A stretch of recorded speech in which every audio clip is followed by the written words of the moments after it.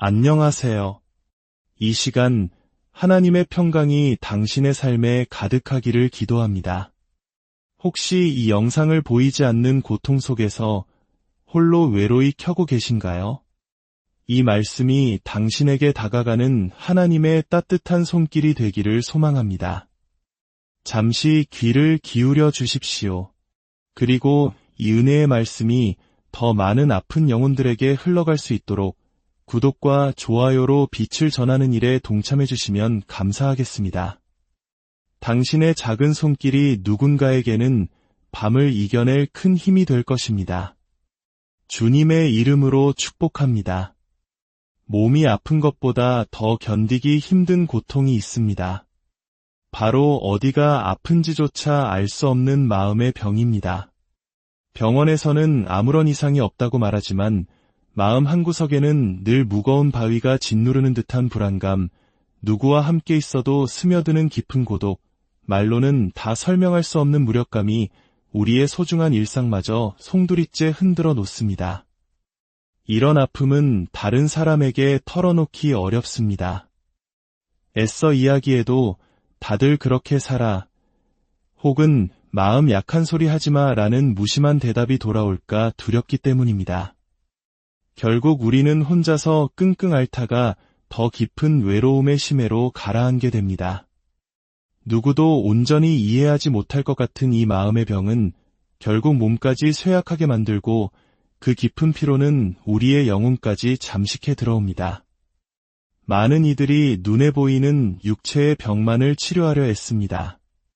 하지만 진정한 회복은 보이지 않는 마음에서부터 시작됩니다. 우리를 지으신 하나님께서는 우리가 단지 건강한 몸으로 살아가기를 원하시는 것이 아닙니다. 상처 입고 깨어진 마음까지 온전하게 회복되기를, 그래서 참된 평안을 누리기를 간절히 원하십니다. 그래서 우리는 오늘 고통받는 영혼들의 노래이자 가장 정직한 기도인 시편에 주목하려 합니다. 시편은 그저 아름다운 시가 아닙니다. 그것은 절망의 가장 깊은 곳에서 터져나온 눈물 섞인 부르짖음이며 병든 영혼이 마지막 힘을 다해 하나님께 매달리는 간절한 고백입니다. 말로는 설명되지 않는 고통이 있을 때, 사람에게도 의사에게도 차마 말할 수 없는 마음의 응어리가 있을 때, 시편의 말씀은 우리의 숨겨진 상처를 정확히 꿰뚫어보고 따뜻하게 어루만져줍니다. 시편 6편 2절에서 다윗 왕은 이렇게 울부짖습니다. 여호와여, 내가 수척하였사오니 내게 은혜를 베푸소서. 여호와여, 나의 뼈가 떨리오니 나를 고치소서. 다윗은 지금 몸과 마음이 동시에 무너져 내리는 고통 속에 있습니다. 그는 자신이 수척해졌다고, 심지어 뼈가 떨린다고 고백합니다. 이것은 단순한 문학적 표현이 아닙니다. 우리 민족이 겪었던 혹독한 보릿고개를 넘던 시절처럼 생존의 기력마저 소진된 상태를 의미합니다. 그에게 있어 이 병은 단순히 육체의 문제가 아니었습니다. 자신이 지은 죄와 그로 인한 두려움, 사무치는 외로움, 그리고 하나님과의 관계가 끊어졌다고 느끼는 단절감에서 비롯된 영혼의 깊은 병이었습니다. 그리고 그는 이 병을 고칠 수 있는 유일한 분이 오직 하나님뿐임을 알았기에 온몸과 마음을 다해 하나님께 부르짖는 것입니다. 우리도 마찬가지입니다. 진정한 회복을 원한다면 먼저 하나님 앞에서 정직해져야 합니다. 괜찮은 척, 아무렇지 않은 척하는 가면을 벗고 나의 아픔과 연약함을 있는 그대로 인정해야 합니다. 상처는 숨긴다고 낫는 것이 아니라 빛 가운데로 드러낼 때 비로소 치유가 시작됩니다. 누군가는 이렇게 항변할지도 모릅니다. 말씀을 읽어도 그렇게 간절히 기도를 해도 나아지지 않아요. 그러나 바로 그 좌절 섞인 고백조차도 하나님께 드릴 수 있는 진실한 기도입니다. 그 아픈 마음 한마디에도 주님은 귀 기울이시고 응답하십니다. 왜냐하면 우리 하나님은 고통을 외면하는 분이 아니시며 우리의 정직한 눈물과 고백이라는 기초 위에 다시 삶을 세워가시는 분이시기 때문입니다. 시편 103편 3절은 우리에게 놀라운 약속을 주십니다. 그가 내 모든 죄악을 사하시며 내 모든 병을 고치시며, 여기서 말씀하시는 모든 병에는 단순히 몸의 질병만 포함되지 않습니다. 마음의 깊은 상처, 인간관계에서 받은 배신감과 고통, 반복되는 실패에서 오는 깊은 자기비하, 삶에 대한 소망마저 잃어버린 절망감까지 우리의 존재를 병들게 하는 모든 것을 포함합니다. 하나님은 우리의 영혼까지 치료하시는 전인적인 치유자이십니다. 그리고 이 말씀은 그저 막연한 위로의 말이 아니라 믿고 붙드는 모든 자에게 주시는 하나님의 신실한 약속입니다. 그러므로 우리가 시편을 읽을 때 그저 아름다운 글거로 지나치지 말고 그 한 구절 한 구절을 나의 고백으로 바꾸어 하나님 앞에 올려드려야 합니다. 다윗이 고백했던 그 절박함을 바로 지금 나의 언어로 하나님께 아를 수 있어야 합니다. 말씀을 소리내어 읽고 그 말씀을 붙들고 기도할 때 전능하신 하나님은 반드시 들으십니다. 그리고 반드시 고치십니다. 치유는 때로 눈에 보이지 않을 수 있습니다. 아주 천천히, 그러나 분명하게 우리 안에서 하나님의 손길은 이미 움직이고 계십니다. 혹시 지금 깊은 병의 터널을 지나고 계신가요? 몸의 통증이든 마음의 아픔이든 다시는 회복될 수 없을 것 같은 절망감에 사로잡혀 있나요? 그렇다면 바로 지금이야말로 하나님 앞에 나아갈 때입니다. 세상은 마음의 병을 의지가 약해서 그렇다고 가볍게 여길 수 있지만 하나님은 그 누구보다 당신의 마음을 깊이 아십니다. 그리고 그 병을 치유하시기 위해 생명의 말씀을 주셨고 그 말씀 안에서 우리가 나아갈 길을 보여주십니다. 시편은 노래이지만 동시에 가장 강력한 치료제입니다. 하나님의 마음이 담긴 치유의 언어입니다. 매일 단 한 구절씩이라도 시편을 소리내어 읽고 그 말씀을 약처럼 마음에 담아 보십시오. 기적은 바로 거기서부터, 당신의 작은 순종에서부터 시작됩니다. 눈에 띄는 극적인 변화보다 영혼 깊은 곳에서부터 서서히 자라나는 평안이 먼저 찾아올 것입니다. 그리고 어느 순간 문득 깨닫게 될 것입니다. 아, 나도 모르는 사이에 치유되고 있었구나 라고 말입니다. 삶의 가장 깊은 두려움은 도저히 내 힘으로는 감당할 수 없는 거대한 문제 앞에 홀로 섰을 때 찾아옵니다. 특히 병이라는 냉혹한 현실 앞에서는 그 어떤 강한 사람이라도 작아질 수밖에 없습니다. 건강을 잃으면 모든 것을 잃는다는 사실을 우리는 너무나 아프게 경험을 통해 깨닫게 됩니다. 그런데 참 이상하게도 우리는 몸이 아프기 전까지는 건강이 얼마나 소중한 선물인지 모르고 살다가 병이 깊어진 후에야 비로소 회복이 얼마나 간절한지 절실히 느끼게 됩니다. 하지만 육신이 약해졌을 때 그보다 더 위험한 것은 우리의 영혼까지 함께 무너져 내리는 것입니다.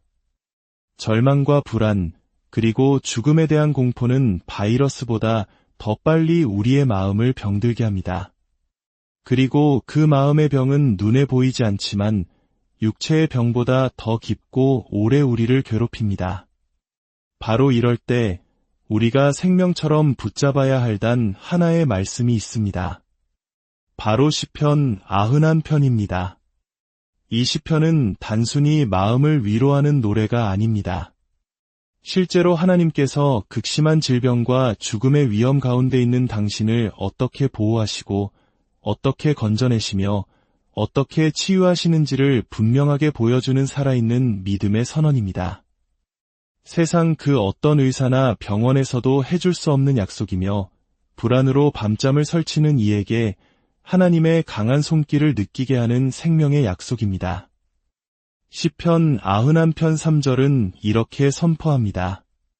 이는 그가 너를 새 사냥꾼의 올무에서와 심한 전염병에서 건지실 것이미로다. 이 말씀은 그저 시적인 표현이 아닙니다.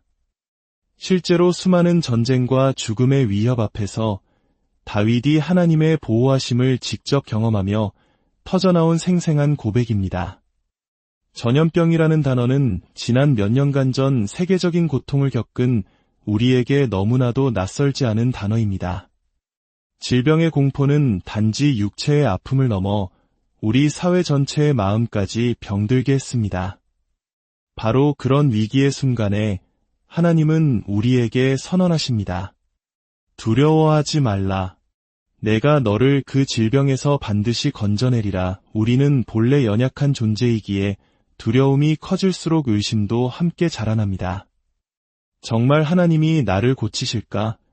왜 나는 여전히 이렇게 아픈 걸까? 하지만 시편 91편은 우리의 흔들리는 감정이 아닌 굳건한 믿음의 결단으로 쓰인 말씀입니다. 지금 내 감정은 불안하고 두려울지라도 나의 믿음은 여전히 전능하신 하나님을 붙잡겠다는 의지적인 선택을 하는 것입니다. 그리고 바로 그 믿음이 결국 현실을 바꾸는 능력이 됩니다.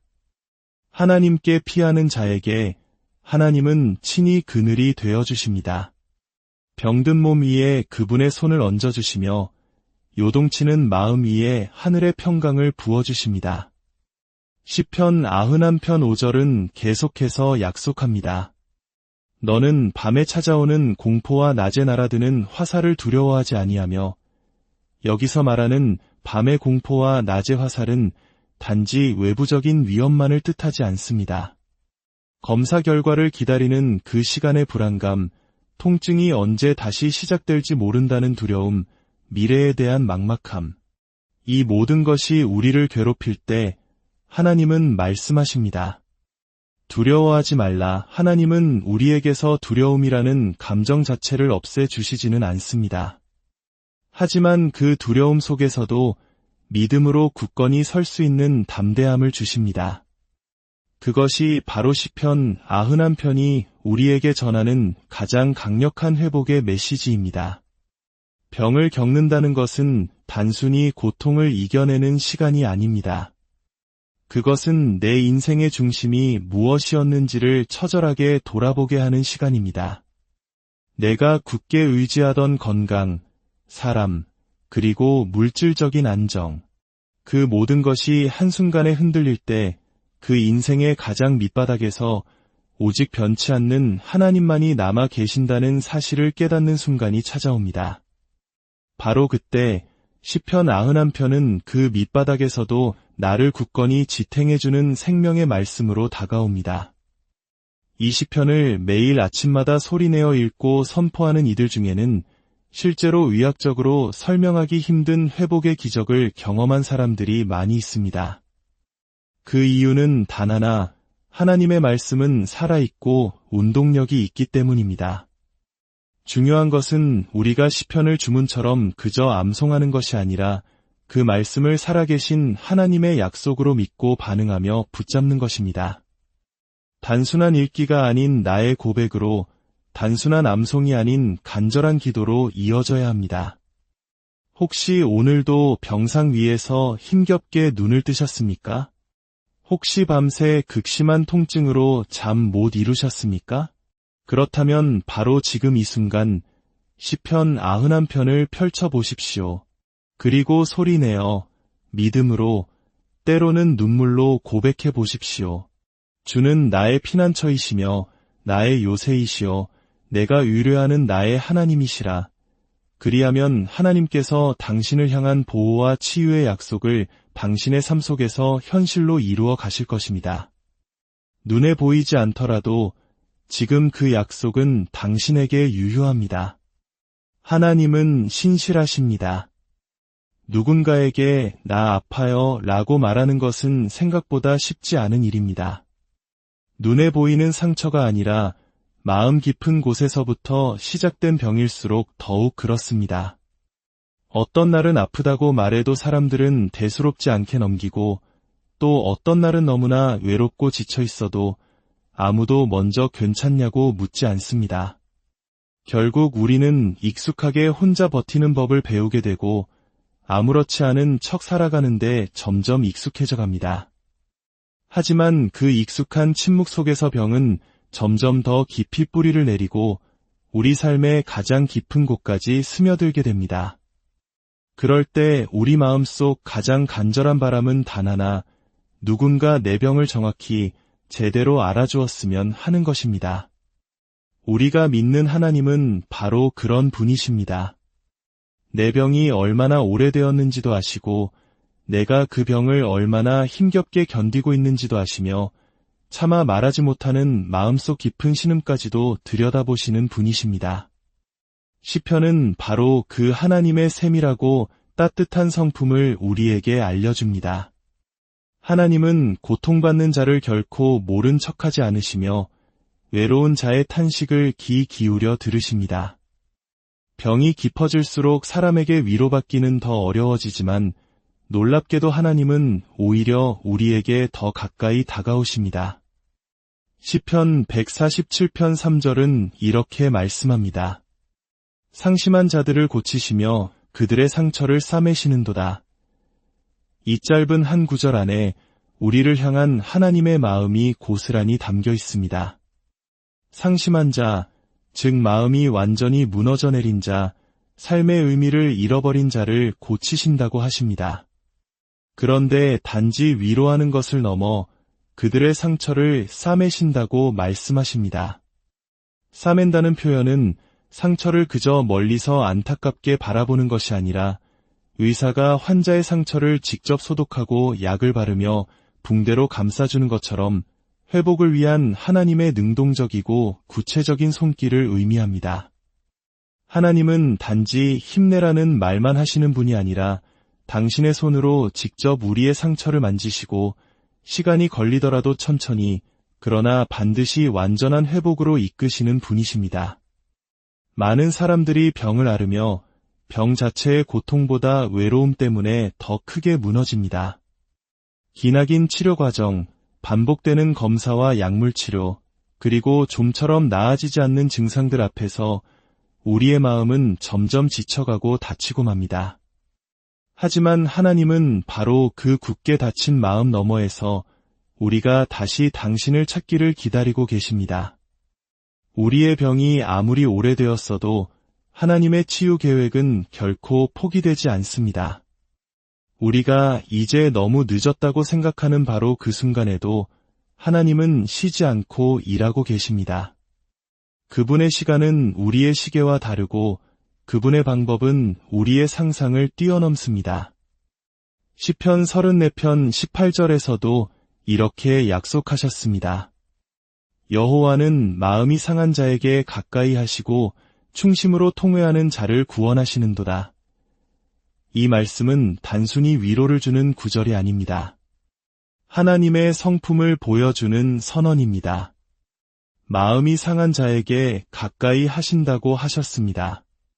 극심한 고통 속에 있는 자, 깊은 절망에 빠진 자, 이제는 하나님마저 나를 잊으셨구나라고 느끼는 바로 그 순간에도 하나님은 그 어느 때보다 우리 곁에 가까이 계십니다. 그리고 통회하는 자, 즉 마음 깊이 자신의 아픔과 죄를 고백하며 울부짖는 자를 반드시 구원하신다고 약속하셨습니다. 병중에 기도조차 하기 힘든 순간 그저 눈물 한 방울로 드리는 기도에도 하나님은 응답하십니다. 왜냐하면 그분은 우리를 만드신 창조주이시며 우리 자신보다 우리를 더 잘 아시는 분이시기 때문입니다. 오늘 하루도 병상에서 시작하셨습니까? 혹시 다른 사람은 아무도 모르는 깊은 아픔을 혼자서 감당하고 계십니까? 그렇다면 바로 지금 이 순간 하나님께 이렇게 고백해 보십시오.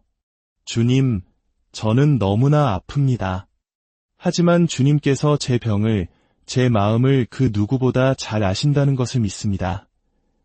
그 작은 믿음의 고백이 전능하신 하나님을 움직이게 하고 하나님의 치유의 손길이 여러분의 삶 가운데 구체적으로 임하게 할 것입니다. 치유는 결코 먼 이야기가 아닙니다. 바로 지금 이 자리에서 당신의 믿음 안에서 시작될 수 있습니다. 우리는 종종 이런 질문의 늪에 빠지곤 합니다. 왜 저 사람은 기도하고 병이 나았는데 나는 여전히 그대로일까? 왜 누군가는 기적을 간증하며 감사하는데 나는 아직도 병상에 누워 있어야만 할까? 내 믿음이 부족한 걸까? 아니면 정말 하나님이 나를 잊으신 걸까? 이런 생각은 어느 순간부터 하나님에 대한 원망과 다른 사람에 대한 비교 의식으로 번지고 결국 하나님을 향한 신뢰마저 뿌리째 흔들어 놓습니다. 그러나 이 고통스러운 질문에는 우리가 반드시 기억해야 할 중요한 영적 진실이 있습니다. 하나님은 모든 기도에 반드시 응답하십니다. 단지 그 응답의 방식과 시간이 우리가 기대하고 원하는 것과 다를 수 있을 뿐입니다. 하나님은 어떤 사람에게는 즉각적인 치유의 은혜를 베푸시고 또 어떤 사람에게는 기다림이라는 시간을 통해 더 깊고 단단한 믿음을 훈련시키십니다. 겉으로 보기에는 전혀 달라 보이지만 그 두 가지 길의 목적지는 단 하나, 우리의 온전한 회복입니다. 단지 어떤 이는 육체를 먼저, 어떤 이는 영혼을 먼저 치유하시는 것뿐입니다. 하나님이 하시는 일에는 단 하나의 우연도, 실수도 없습니다. 그렇기에 우리에게 중요한 것은 병이 나았는가, 낫지 않았는가라는 결과가 아니라 그 고통의 시간 속에서 우리가 하나님을 얼마나 신뢰했는가 하는 과정입니다. 시편 27편 14절은 우리에게 이렇게 권면합니다. 너는 여호와를 기다릴지어다. 강하고 담대하며 여호와를 기다릴지어다.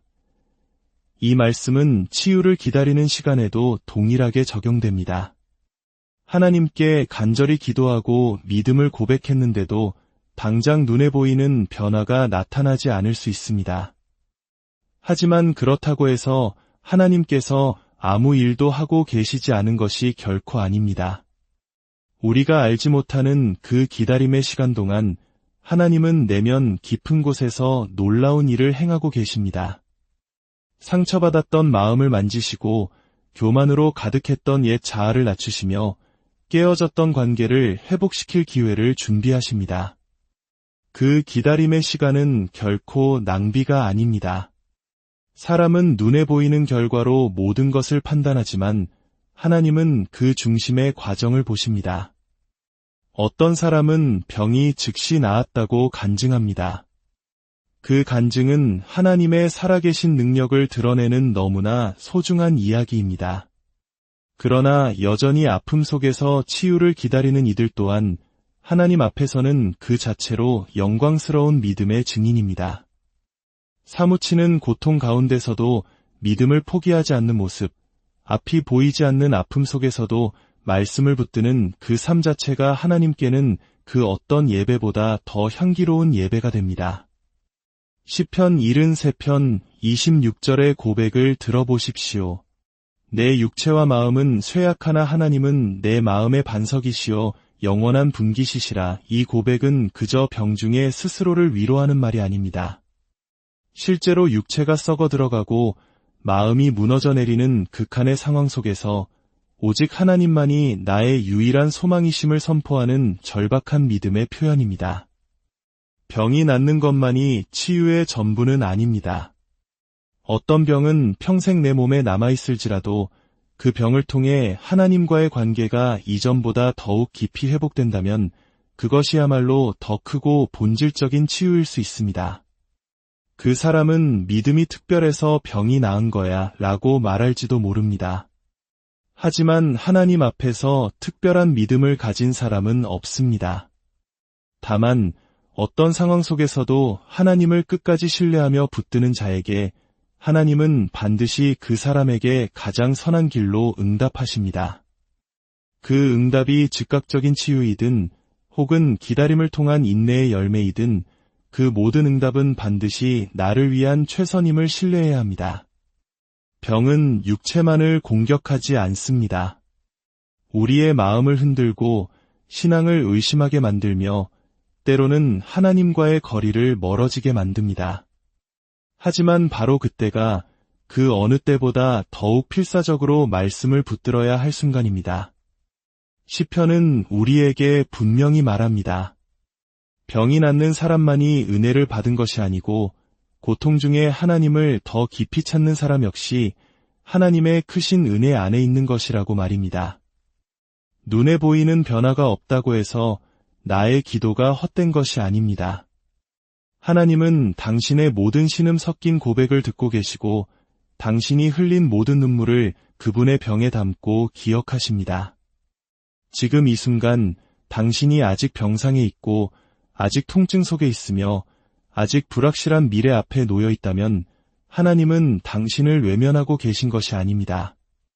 오히려 당신의 가장 가까이에서 당신이 믿음으로 일어나길 기다리고 계십니다. 그리고 이렇게 말씀하십니다.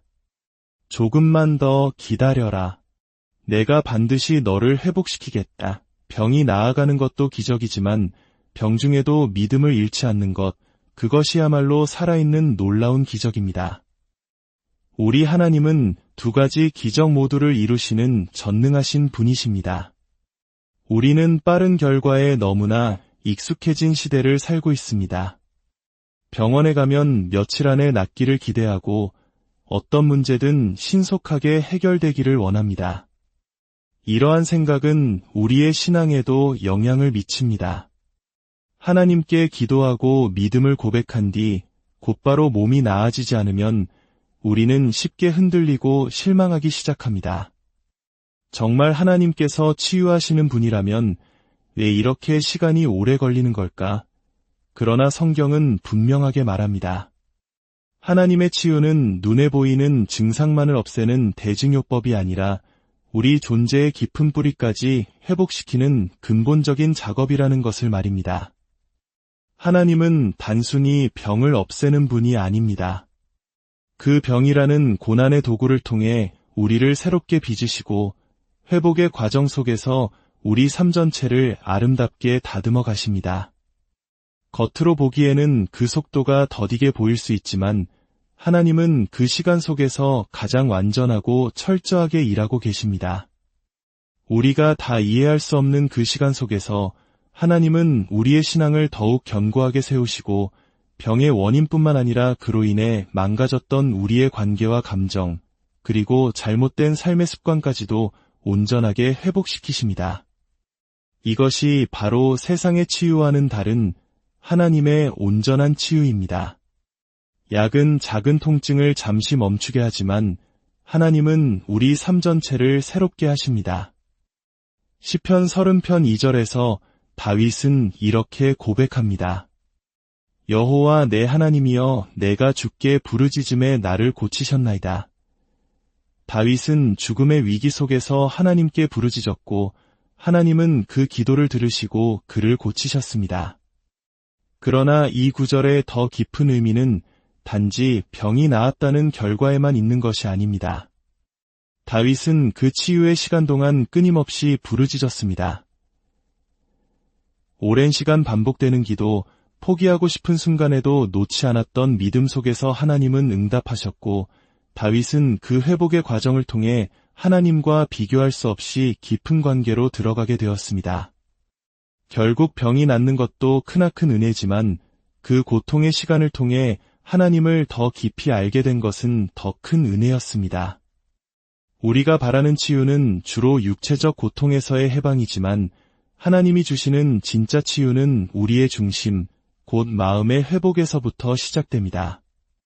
어떤 이들은 기적적으로 몸은 나았지만 여전히 과거의 상처와 두려움, 후회 속에서 살아가기도 합니다. 반면 어떤 사람은 여전히 병상에 누워 있으면서도 그 마음에는 세상이 줄 수 없는 진정한 평안을 누리며 살아갑니다.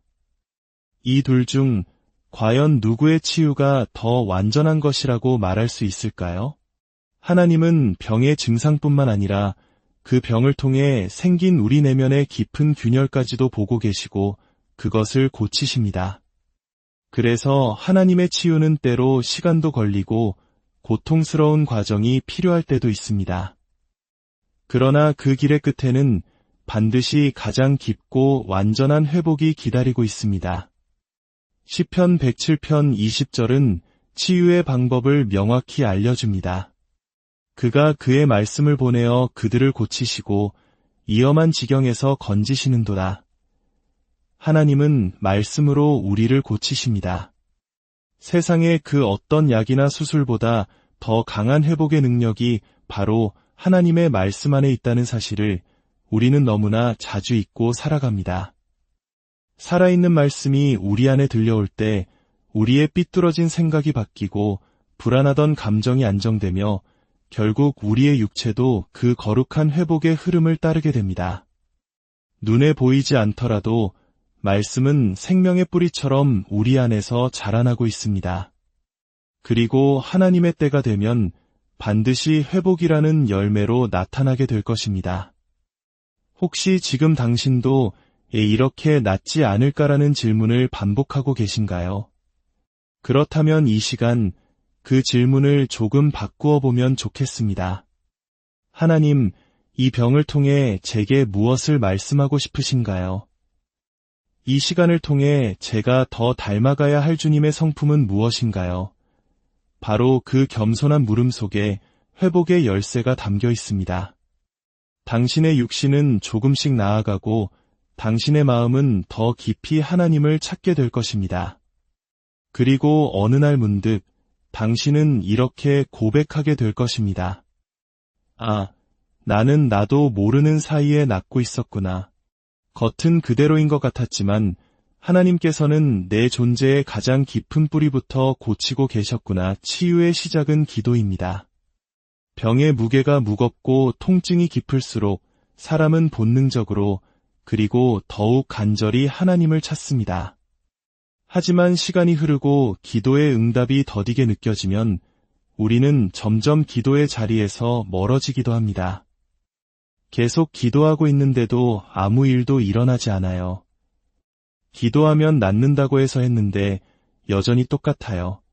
이런 낙심이 쌓이면 결국 기도는 영혼 없는 습관이 되거나 아예 포기하게 되는 경우도 있습니다.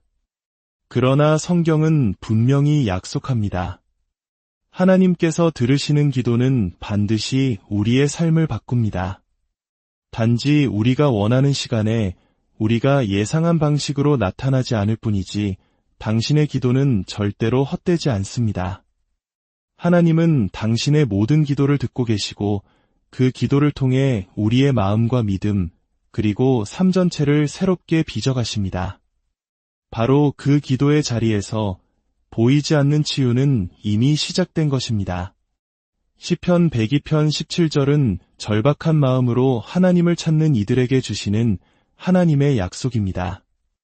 그가 빈궁한 자의 기도를 돌아보시며 그들의 기도를 멸시하지 아니하셨도다. 세상 모든 사람이 나를 돌아보지 않을 때 하나님은 가장 낮고 어두운 곳에서 드리는 당신의 기도를 듣고 계십니다. 소리 내지 못하는 깊은 신음도 눈물로 드리는 침묵의 고백도 하나님께는 그 어떤 외침보다 분명하게 전달됩니다. 그리고 그 기도를 시작점으로 삼아 하나님은 상처 입은 마음을 만지시고 병든 육체를 치유하시며 지쳐 꺼져가는 영혼에 새로운 생기를 불어넣으십니다. 기도는 단순히 입술로 무엇인가를 구하는 행위가 아닙니다. 기도는 내 모든 아픔과 무거운 짐을 하나님 앞에 그대로 내려놓는 일입니다. 꾸밀 필요도 숨길 필요도 없습니다.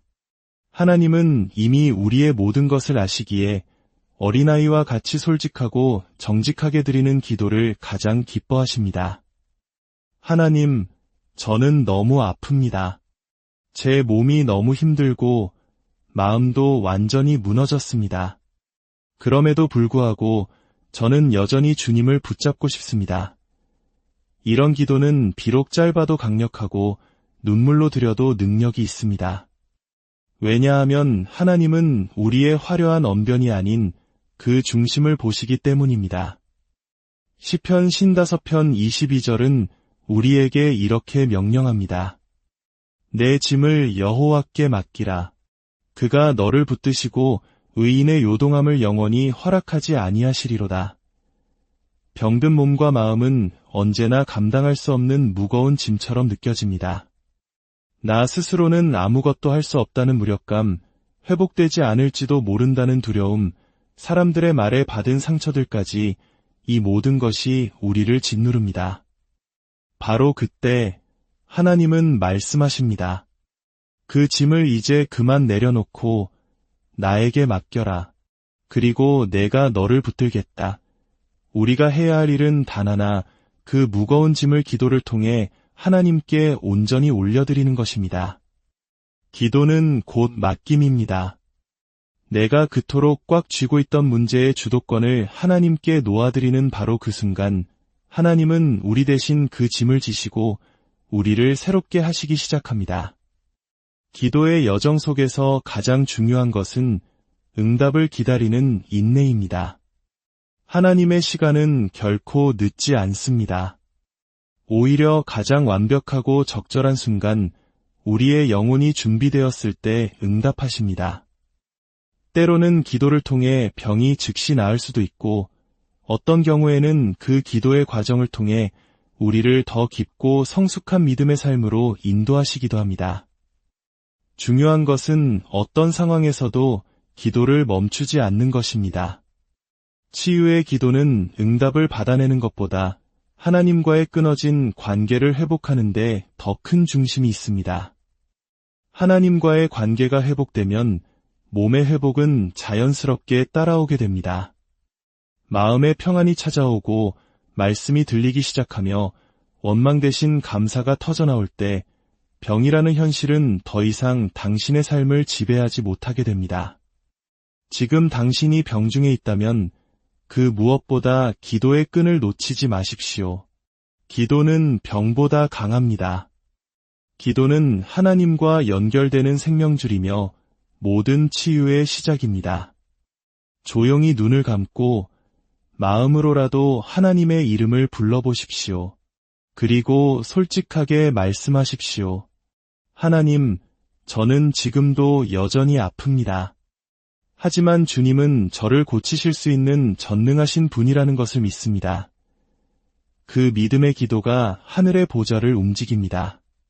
그리고 그 믿음은 반드시 당신의 삶의 치유의 기적으로 이어질 것입니다. 이 긴 여정을 통해 우리는 시편 속에 담긴 하나님의 치유 언어를 함께 되짚어 보았습니다. 우리는 마음의 병이 얼마나 깊은지, 그러나 하나님의 보호하심이 얼마나 강한지를 배웠습니다. 내 병을 나보다 더 잘 아시는 주님께 나아갈 용기를 얻었고, 더딘 회복의 시간 속에 담긴 하나님의 깊은 계획을 이해하게 되었습니다. 또한 치유는 우리의 간절한 기도에서 시작되며 하나님의 말씀과 찬양이 얼마나 강력한 회복의 도구인지를 다시 한번 깨달았습니다. 그리고 마침내 우리는 가장 중요한 진리에 도달했습니다. 진정한 치유는 병이 낫는 것에만 있지 않다는 사실입니다. 진정한 치유는 병의 유무가 아니라 그 고통의 시간 속에서 우리가 하나님과 어떤 관계를 맺어가느냐에 달려 있습니다. 병이 나았든 여전히 아프든 하나님은 지금 이 순간에도 당신과 함께 하십니다. 고통 중에도 주님, 그럼에도 불구하고 당신을 신뢰합니다. 라고 고백할 수 있는 사람. 그 사람이 바로 이 세상에서 가장 온전하게 회복된 사람입니다. 시편은 우리에게 끝까지 소망을 노래합니다. 하나님은 울부짖는 자의 기도를 들으시고 찬양하는 자의 입술을 통해 일하시며 기다리는 자의 마음을 결코 외면하지 않으신다고 말입니다. 그래서 오늘도 시편을 펼치는 당신의 그 작은 손길을 하나님은 기쁘게 받으시고 기억하십니다. 오늘 나눈 이 모든 말씀이 고통의 긴 터널을 지나는 모든 이들에게 드리는 하나님의 따뜻한 편지가 되기를 소망합니다. 눈에 보이지 않아도 당장 나아지지 않는 것처럼 느껴져도 당신의 회복은 이미 시작되었습니다. 하나님의 말씀은 살아있고 찬양은 죽은 영혼을 다시 일으키며 기도는 우리를 다시 걷게 하는 능력이기 때문입니다. 하나님은 지금도 여전히 그리고 신실하게 당신을 치유하고 계십니다. 이 말씀의 여정 속에서 나도 다시 살아갈 수 있겠구나 라는 작은 희망의 불씨가 피어났다면 댓글에 아멘으로 함께 화답해 주십시오. 하나님의 완전하신 회복과 넘치는 평강이 당신의 삶과 가정 위에 차고 안녕하세요. 이 시간 하나님의 평강이 당신의 삶에 가득하기를 기도합니다. 혹시 이 영상을 보이지 않는 고통 속에서 홀로 외로이 켜고 계신가요? 이 말씀이 당신에게 다가가는 하나님의 따뜻한 손길이 되기를 소망합니다. 잠시 귀를 기울여 주십시오. 그리고 이 은혜의 말씀이 더 많은 아픈 영혼들에게 흘러갈 수 있도록 구독과 좋아요로 빛을 전하는 일에 동참해 주시면 감사하겠습니다. 당신의 작은 손길이 누군가에게는 밤을 이겨낼 큰 힘이 될 것입니다. 주님의 이름으로 축복합니다.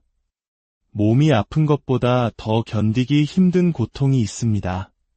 바로 어디가 아픈지조차 알 수 없는 마음의 병입니다.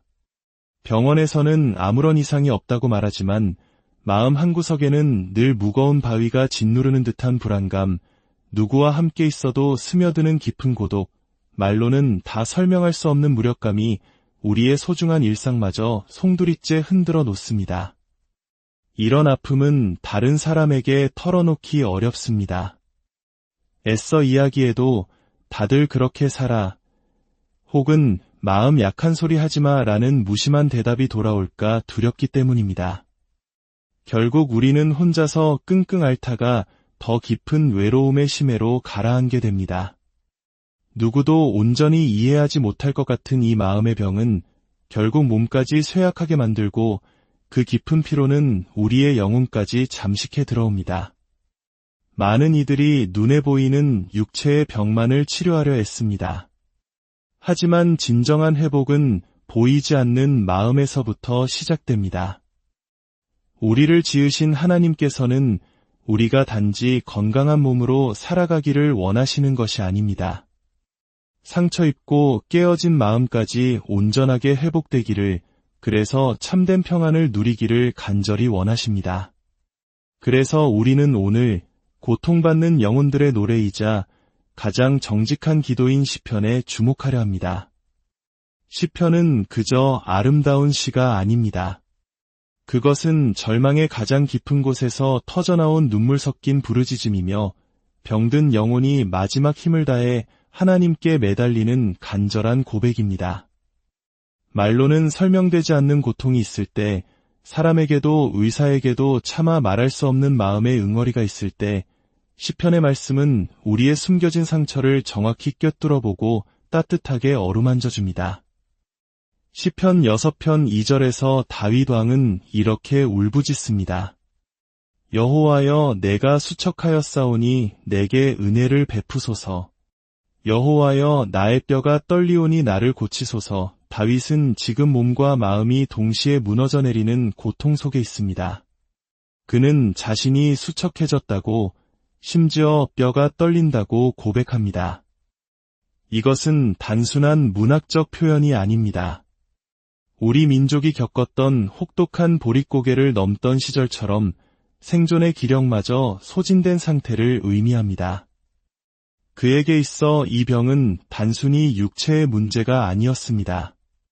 자신이 지은 죄와 그로 인한 두려움, 사무치는 외로움, 그리고 하나님과의 관계가 끊어졌다고 느끼는 단절감에서 비롯된 영혼의 깊은 병이었습니다.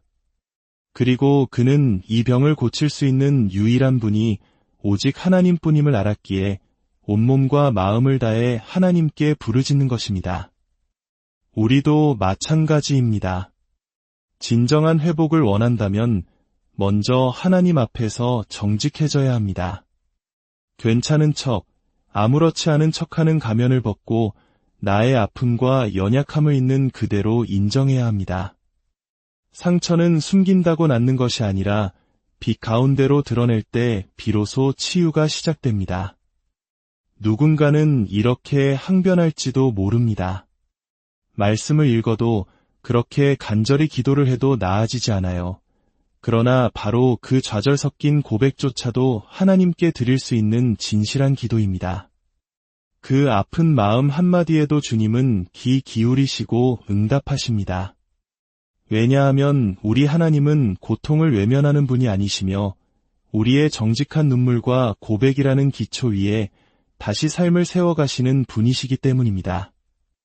시편 103편 3절은 우리에게 놀라운 약속을 주십니다. 그가 내 모든 죄악을 사하시며 내 모든 병을 고치시며 여기서 말씀하시는 모든 병에는 단순히 몸의 질병만 포함되지 않습니다. 마음의 깊은 상처, 인간관계에서 받은 배신감과 고통, 반복되는 실패에서 오는 깊은 자기비하, 삶에 대한 소망마저 잃어버린 절망감까지 우리의 존재를 병들게 하는 모든 것을 포함합니다. 하나님은 우리의 영혼까지 치료하시는 전인적인 치유자이십니다. 그리고 이 말씀은 그저 막연한 위로의 말이 아니라 믿고 붙드는 모든 자에게 주시는 하나님의 신실한 약속입니다. 그러므로 우리가 시편을 읽을 때 그저 아름다운 글거로 지나치지 말고 그 한 구절 한 구절을 나의 고백으로 바꾸어 하나님 앞에 올려드려야 합니다. 다윗이 고백했던 그 절박함을 바로 지금 나의 언어로 하나님께 아를 수 있어야 합니다. 말씀을 소리내어 읽고 그 말씀을 붙들고 기도할 때 전능하신 하나님은 반드시 들으십니다. 그리고 반드시 고치십니다. 치유는 때로 눈에 보이지 않을 수 있습니다. 아주 천천히, 그러나 분명하게 우리 안에서 하나님의 손길은 이미 움직이고 계십니다. 혹시 지금 깊은 병의 터널을 지나고 계신가요? 몸의 통증이든 마음의 아픔이든 다시는 회복될 수 없을 것 같은 절망감에 사로잡혀 있나요? 그렇다면 바로 지금이야말로 하나님 앞에 나아갈 때입니다. 세상은 마음의 병을 의지가 약해서 그렇다고 가볍게 여길 수 있지만 하나님은 그 누구보다 당신의 마음을 깊이 아십니다. 그리고 그 병을 치유하시기 위해 생명의 말씀을 주셨고 그 말씀 안에서 우리가 나아갈 길을 보여주십니다. 시편은 노래이지만 동시에 가장 강력한 치료제입니다. 하나님의 마음이 담긴 치유의 언어입니다. 매일 단 한 구절씩이라도 시편을 소리내어 읽고 그 말씀을 약처럼 마음에 담아 보십시오. 기적은 바로 거기서부터 당신의 작은 순종에서부터 시작됩니다. 눈에 띄는 극적인 변화보다 영혼 깊은 곳에서부터 서서히 자라나는 평안이 먼저 찾아올 것입니다. 그리고 어느 순간 문득 깨닫게 될 것입니다. 아, 나도 모르는 사이에 치유되고 있었구나 라고 말입니다. 삶의 가장 깊은 두려움은 도저히 내 힘으로는 감당할 수 없는 거대한 문제 앞에 홀로 섰을 때 찾아옵니다. 특히 병이라는 냉혹한 현실 앞에서는 그 어떤 강한 사람이라도 작아질 수밖에 없습니다. 건강을 잃으면 모든 것을 잃는다는 사실을 우리는 너무나 아프게 경험을 통해 깨닫게 됩니다. 그런데 참 이상하게도 우리는 몸이 아프기 전까지는 건강이 얼마나 소중한 선물인지 모르고 살다가 병이 깊어진 후에야 비로소 회복이 얼마나 간절한지 절실히 느끼게 됩니다. 하지만 육신이 약해졌을 때 그보다 더 위험한 것은 우리의 영혼까지 함께 무너져 내리는 것입니다. 절망과 불안, 그리고 죽음에 대한 공포는 바이러스보다 더 빨리 우리의 마음을 병들게 합니다. 그리고 그 마음의 병은 눈에 보이지 않지만 육체의 병보다 더 깊고 오래 우리를 괴롭힙니다. 바로 이럴 때 우리가 생명처럼 붙잡아야 할 단 하나의 말씀이 있습니다. 바로 시편 91편입니다. 이 시편은 단순히 마음을 위로하는 노래가 아닙니다. 실제로 하나님께서 극심한 질병과 죽음의 위험 가운데 있는 당신을 어떻게 보호하시고 어떻게 건져내시며 어떻게 치유하시는지를 분명하게 보여주는 살아있는 믿음의 선언입니다. 세상 그 어떤 의사나 병원에서도 해줄 수 없는 약속이며 불안으로 밤잠을 설치는 이에게 하나님의 강한 손길을 느끼게 하는 생명의 약속입니다. 시편 91편 3절은 이렇게 선포합니다. 이는 그가 너를 새 사냥꾼의 올무에서와 심한 전염병에서 건지실 것이미로다. 이 말씀은 그저 시적인 표현이 아닙니다. 실제로 수많은 전쟁과 죽음의 위협 앞에서 다윗이 하나님의 보호하심을 직접 경험하며 터져나온 생생한 고백입니다.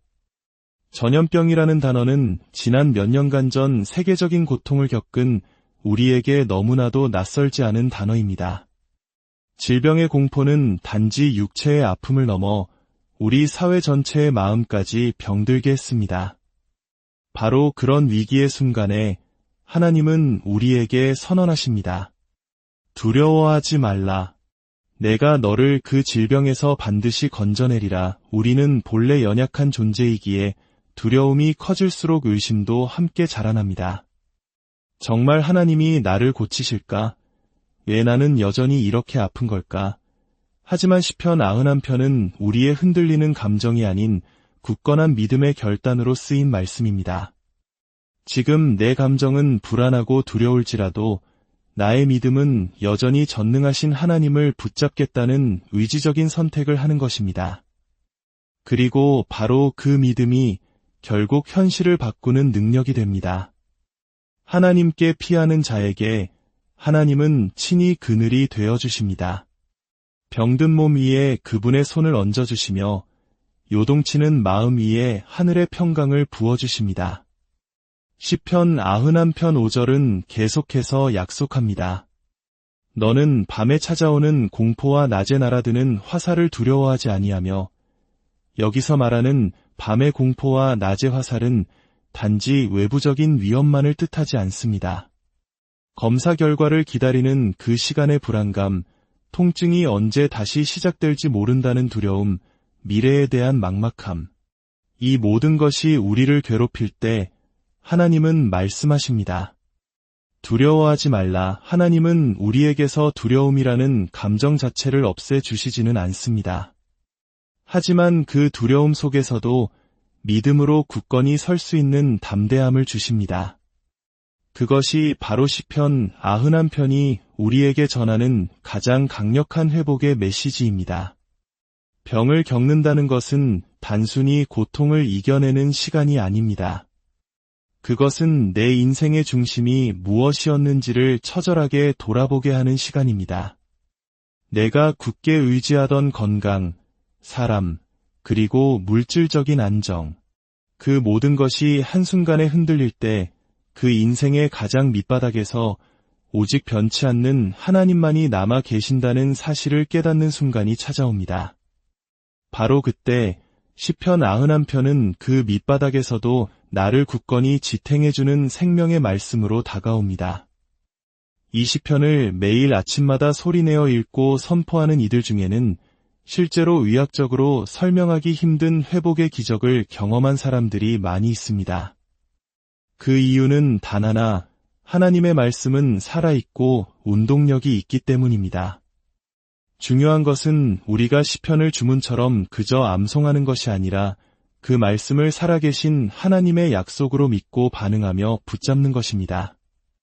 단순한 읽기가 아닌 나의 고백으로, 단순한 암송이 아닌 간절한 기도로 이어져야 합니다. 혹시 오늘도 병상 위에서 힘겹게 눈을 뜨셨습니까? 혹시 밤새 극심한 통증으로 잠 못 이루셨습니까? 그렇다면 바로 지금 이 순간 시편 91편을 펼쳐보십시오. 그리고 소리내어 믿음으로, 때로는 눈물로 고백해 보십시오. 주는 나의 피난처이시며 나의 요새이시여 내가 의뢰하는 나의 하나님이시라. 그리하면 하나님께서 당신을 향한 보호와 치유의 약속을 당신의 삶 속에서 현실로 이루어 가실 것입니다. 눈에 보이지 않더라도 지금 그 약속은 당신에게 유효합니다. 하나님은 신실하십니다. 누군가에게 나 아파요 라고 말하는 것은 생각보다 쉽지 않은 일입니다. 눈에 보이는 상처가 아니라 마음 깊은 곳에서부터 시작된 병일수록 더욱 그렇습니다. 어떤 날은 아프다고 말해도 사람들은 대수롭지 않게 넘기고, 또 어떤 날은 너무나 외롭고 지쳐 있어도 아무도 먼저 괜찮냐고 묻지 않습니다. 결국 우리는 익숙하게 혼자 버티는 법을 배우게 되고 아무렇지 않은 척 살아가는데 점점 익숙해져 갑니다. 하지만 그 익숙한 침묵 속에서 병은 점점 더 깊이 뿌리를 내리고 우리 삶의 가장 깊은 곳까지 스며들게 됩니다. 그럴 때 우리 마음속 가장 간절한 바람은 단 하나, 누군가 내 병을 정확히 제대로 알아주었으면 하는 것입니다. 우리가 믿는 하나님은 바로 그런 분이십니다. 내 병이 얼마나 오래되었는지도 아시고 내가 그 병을 얼마나 힘겹게 견디고 있는지도 아시며 차마 말하지 못하는 마음속 깊은 신음까지도 들여다보시는 분이십니다. 시편은 바로 그 하나님의 세밀하고 따뜻한 성품을 우리에게 알려줍니다. 하나님은 고통받는 자를 결코 모른 척하지 않으시며 외로운 자의 탄식을 귀 기울여 들으십니다. 병이 깊어질수록 사람에게 위로받기는 더 어려워지지만 놀랍게도 하나님은 오히려 우리에게 더 가까이 다가오십니다. 시편 147편 3절은 이렇게 말씀합니다. 상심한 자들을 고치시며 그들의 상처를 싸매시는도다. 이 짧은 한 구절 안에 우리를 향한 하나님의 마음이 고스란히 담겨 있습니다. 상심한 자, 즉 마음이 완전히 무너져 내린 자, 삶의 의미를 잃어버린 자를 고치신다고 하십니다. 그런데 단지 위로하는 것을 넘어 그들의 상처를 싸매신다고 말씀하십니다. 싸맨다는 표현은 상처를 그저 멀리서 안타깝게 바라보는 것이 아니라 의사가 환자의 상처를 직접 소독하고 약을 바르며 붕대로 감싸주는 것처럼 회복을 위한 하나님의 능동적이고 구체적인 손길을 의미합니다. 하나님은 단지 힘내라는 말만 하시는 분이 아니라 당신의 손으로 직접 우리의 상처를 만지시고 시간이 걸리더라도 천천히 그러나 반드시 완전한 회복으로 이끄시는 분이십니다. 많은 사람들이 병을 앓으며 병 자체의 고통보다 외로움 때문에 더 크게 무너집니다. 기나긴 치료 과정, 반복되는 검사와 약물 치료, 그리고 좀처럼 나아지지 않는 증상들 앞에서 우리의 마음은 점점 지쳐가고 다치고 맙니다. 하지만 하나님은 바로 그 굳게 닫힌 마음 너머에서 우리가 다시 당신을 찾기를 기다리고 계십니다. 우리의 병이 아무리 오래되었어도 하나님의 치유 계획은 결코 포기되지 않습니다. 우리가 이제 너무 늦었다고 생각하는 바로 그 순간에도 하나님은 쉬지 않고 일하고 계십니다. 그분의 시간은 우리의 시계와 다르고 그분의 방법은 우리의 상상을 뛰어넘습니다. 시편 34편 18절에서도 이렇게 약속하셨습니다. 여호와는 마음이 상한 자에게 가까이 하시고 충심으로 통회하는 자를 구원하시는도다. 이 말씀은 단순히 위로를 주는 구절이 아닙니다. 하나님의 성품을 보여주는 선언입니다. 마음이 상한 자에게 가까이 하신다고 하셨습니다. 극심한 고통 속에 있는 자, 깊은 절망에 빠진 자, 이제는 하나님마저 나를 잊으셨구나라고 느끼는 바로 그 순간에도 하나님은 그 어느 때보다 우리 곁에 가까이 계십니다. 그리고 통회하는 자, 즉 마음 깊이 자신의 아픔과 죄를 고백하며 울부짖는 자를 반드시 구원하신다고 약속하셨습니다. 병중에 기도조차 하기 힘든 순간 그저 눈물 한 방울로 드리는 기도에도 하나님은 응답하십니다. 왜냐하면 그분은 우리를 만드신 창조주이시며 우리 자신보다 우리를 더 잘 아시는 분이시기 때문입니다. 오늘 하루도 병상에서 시작하셨습니까? 혹시 다른 사람은 아무도 모르는 깊은 아픔을 혼자서 감당하고 계십니까? 그렇다면 바로 지금 이 순간 하나님께 이렇게 고백해 보십시오. 주님, 저는 너무나 아픕니다. 하지만 주님께서 제 병을, 제 마음을 그 누구보다 잘 아신다는 것을 믿습니다. 그 작은 믿음의 고백이 전능하신 하나님을 움직이게 하고 하나님의 치유의 손길이 여러분의 삶 가운데 구체적으로 임하게 할 것입니다. 치유는 결코 먼 이야기가 아닙니다. 바로 지금 이 자리에서 당신의 믿음 안에서 시작될 수 있습니다. 우리는 종종 이런 질문의 늪에 빠지곤 합니다. 왜 저 사람은 기도하고 병이 나았는데 나는 여전히 그대로일까? 왜 누군가는 기적을 간증하며 감사하는데 나는 아직도 병상에 누워 있어야만 할까? 내 믿음이 부족한 걸까? 아니면 정말 하나님이 나를 잊으신 걸까? 이런 생각은 어느 순간부터 하나님에 대한 원망과 다른 사람에 대한 비교 의식으로 번지고